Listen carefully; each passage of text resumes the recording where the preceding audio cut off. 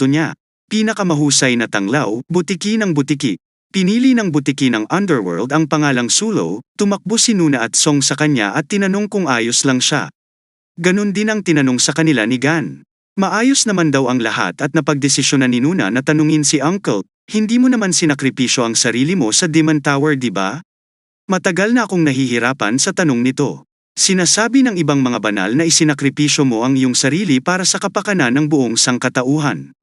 Ngunit ang katotohanan ay sa pakikipaglaban sa Red Eye, na halos sum-ira sa lahat ng sangkatauhan, ang pinakamalakas lamang ang namatay sa 13 santo, tila katawa-tawa. Ngunit dahil walang paraan upang makakuha ng patunay, kinimkim ko lamang ang aking mga hinala. Pero ngayon, pagkatapos mong makitang lumaban ka ng sarili mong mga mata, I'm sure hindi mo isinakripisyo ang sarili mo. At sila ay naging biktima ng isang mapanlinlang na plano. Nagulat si Gan at nakangit gusto niya.